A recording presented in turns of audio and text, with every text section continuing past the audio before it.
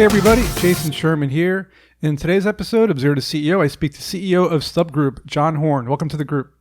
Jason, thanks so much for having me. This is going to be a good episode because we're talking about building high return ad campaigns. And in this case, you're a Google Ads expert, and I need some Google Ads help. So let's start off with, before we get into like the nitty gritty of what I'm doing and how I could use your expertise, what is the main difference, if people ask me all the time, between B2B and B2C company search ads? Mm. It's really about figuring out how are the different audiences searching for what they're looking for. And this is what's challenging for a lot of B2B companies is that, let's say residential and commercial, they may use very, very similar terms when they search. So a lot of B2B advertisers, they got to figure out, okay, A, are there any nuances in how people search? Obviously, let's say you're an HVAC company. Commercial is more likely to search for commercial HVAC. So I'm going to go really heavy after those keywords. I might not even go after fix my air conditioner because that's probably not going to be a business searching for it. But sometimes residential, commercial use the exact same words when they search. And so you've got to do the best you can with your ad copy to qualify that traffic and say, commercial or business, or hey, we don't serve residential, or whatever you got to do to try and save those clicks for only that B2B business. Yeah, I noticed too, so I actually have a consumer app as well that we were running for the last 2 years. And we did a lot of Google ads, and it was all about like the titles, descriptions, the images, the video, and like Google, I got to be honest, it was really kind of difficult to understand the mechanics of the Google ad campaigns. It's not that user friendly, even for someone like me who's like super technical. Why do you think that Google and the Meta platform is even worse? I mean, it's so hard to navigate. I mean, it's excruciatingly painful. Maybe you don't know the answer. Why do they do that? Why do they make it so difficult to use?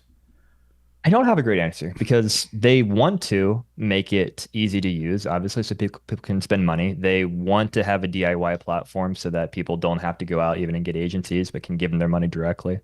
But yeah, they pretty consistently fail. I mean, Google, they just rolled out a new interface recently, and it's like, how is this better than the old one? They just move things Yeah. around, so you got to relearn things. But And yeah, you I'm brought up not a a fan. great point. You said if they consistently fail at making it easier for us, which makes us have to get an agency whose job is to know how to navigate and use them. But a lot of these startups, including ours, like we just don't have the budget for like a $5,000 a month retainer on an agency, whereas we feel like, oh my God, those $5,000 we could be using on the actual ad spend. Right. And it's just so difficult. So I hope one of these days these guys figure out the user experience because it's just not great.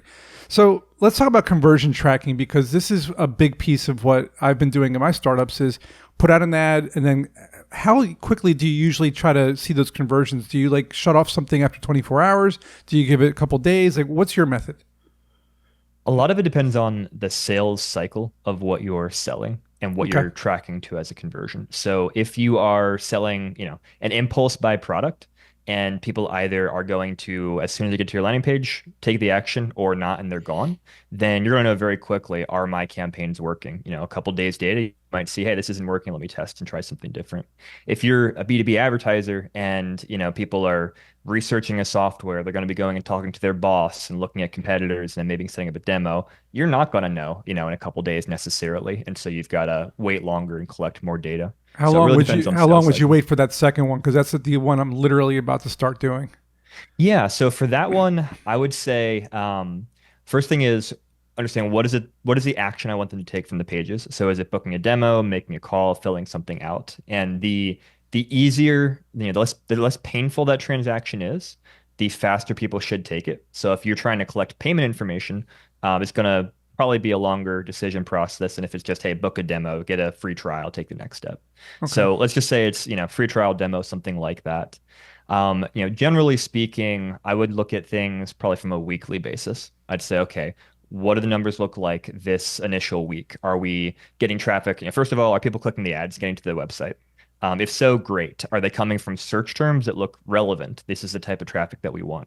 If so, great. Then are they converting on the page? If not, I would have, something like Microsoft Clarity installed on the site so you can see how people are navigating and see if there are obstacles, friction points, where do people seem to be dropping off? And then can you just keep, iterating on that, trying to find what is the biggest pain point that is preventing people from getting to that conversion action and And then that's keep your testing, that's your improving that. funnel. That's your funnel, right? You want to Exactly. see where the blockage is on your funnel. And you mentioned two things. You mentioned search terms, right? SEO, Hmm. and you mentioned pay per click, PPC. Uh, a lot of people are always kind of pushing SEO, like I got to get my site to the top, and paper. How do these things work together? What do people need to know about how they work hand in hand? They work together very, very well when you can get them to work together. So SEO is awesome because it's free traffic. But is it really free? Not really, because you usually have to spend so much time and sometimes money as well and work with people to try and get rankings. So it's not really free, but Right, yeah, it's traffic that you're not paying for marginally each time it comes through. So that's awesome. It also usually takes a long time to get there, and there's no guarantee you're going to get the rankings. So it's an right. investment in the future. It's, hey, hopefully a month, 3 months, 6 months from now, I'm going to get a bunch of great free traffic. PPC is obviously the downside is you're paying each time there's a click, so there's always recurring marginal cost. But you can get there right away, and you can keep getting there, and you don't have the same, invest and hope for the future, and the same. Oh, Google changed their algorithm, and now I don't know what to do. My ranking just dropped, and it's going to take me another 6 months to get back. So there's more cost, but also more control on the paid side of things. One of the things that my team and I, my marketing team and I, we talk about on a regular basis, and more recently we kind of made a decision, is between posting an image ad and a video ad, right? Because they're two totally different things. And like on Mm. Meta, if you're posting on like Instagram and Facebook, videos seem to be king in the reels and the stories. But on Google Ads, it almost feels like images work better. What are your thoughts on that? On the Google side of things, I'd say it has a lot to do with the placement because really where video shines on Google is very specifically YouTube. So if you're Right. running campaigns on YouTube, that's awesome. And I see campaigns can work very well from YouTube. Google also has their whole video partners network, which is lots and lots of other websites where if you kind of leave the checkbox, don't know about the checkbox in your YouTube campaign, it's checked on, then you can get a lot of what generally is garbage traffic with your videos showing up on just random websites. So I Hmm. generally don't recommend that. So it's really where do you want to be? If you're going to be on YouTube, you obviously use video. Everywhere else where you would do kind of that display marketing on Google, generally it's going to be images from a display campaign that are showing up on websites or places like that. Okay, cool. It's good to know because like that's what we're kind of focusing on right now. Mm. We didn't have and the last so we ran ads for like I mentioned my consumer app. This was like months ago. Now we're about to launch our B2B Yeah. platform, and the consumer platform when we were running ads, we had some issues with our account, and it was really hard to number one get approved and verified. They ask for like your blood sample, your DNA, analysis, and like every Yes. single business document you can come up with. It is frustrating. Again, how do you get through that if you're not sure what to do, and how do you avoid getting suspended because that happens? It does. Yeah. We spend a tremendous amount of time here at StubGroup on Google compliance. We Oh, have a whole team dedicated to that, and that's we very have sad to businesses. hear. It is sad to hear. It's sad that it has to be a thing. Now, I mean, the reality is a lot of it has to do with just how big Google is. There's so many people who are trying to abuse your system that Mm. they take Give me some down a lot of examples. Give me some examples advertising. of that. Give Yeah. me some example. What are people doing that are making it harder for us?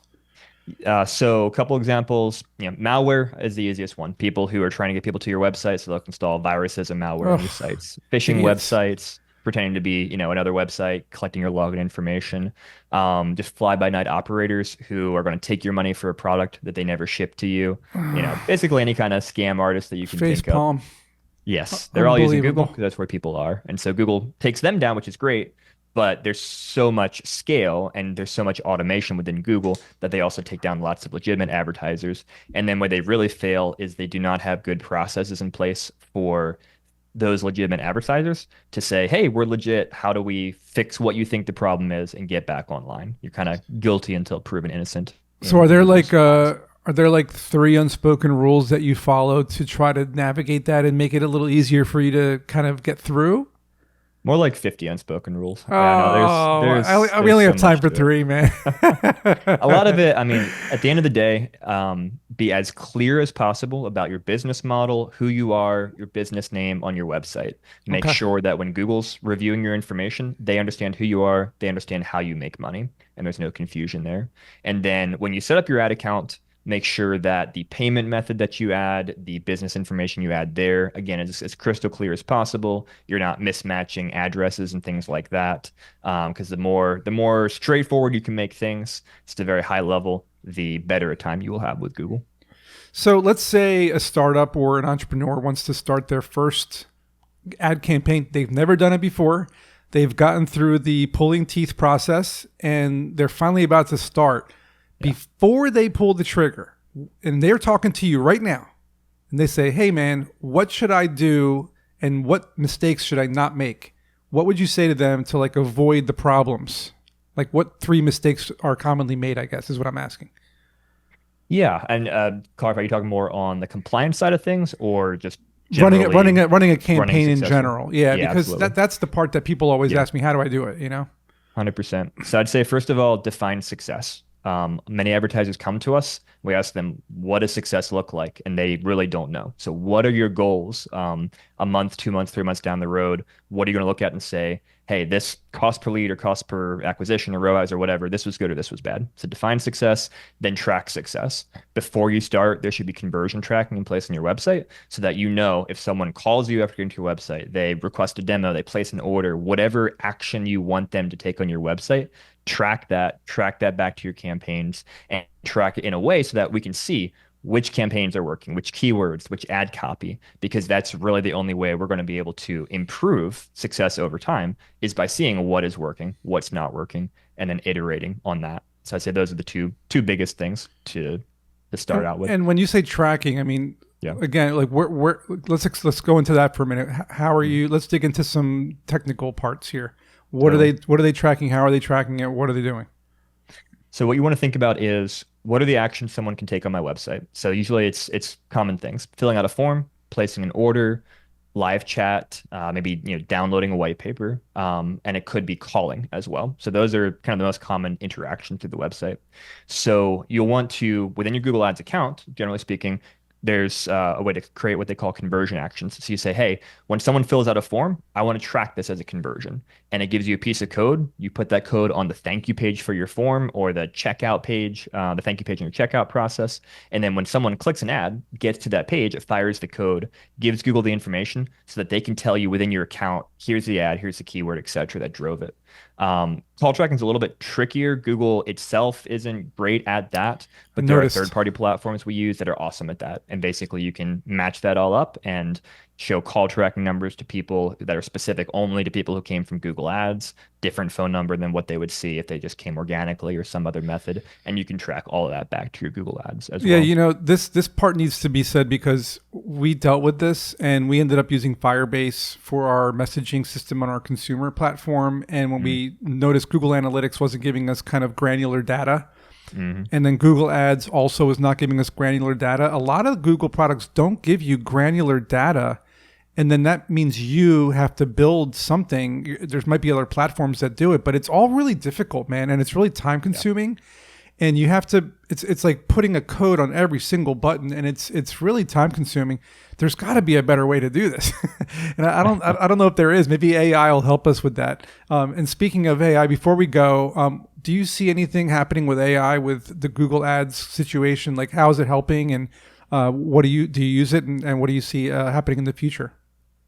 AI is already massively integrated on the back end with Google. So many of the approaches you take, many of the decisions that you make within Google, seeing what's working, what's not working, is informed by AI on the back end. Not so much the LLM side of things, but just more the raw pattern recognition Right. type of AI.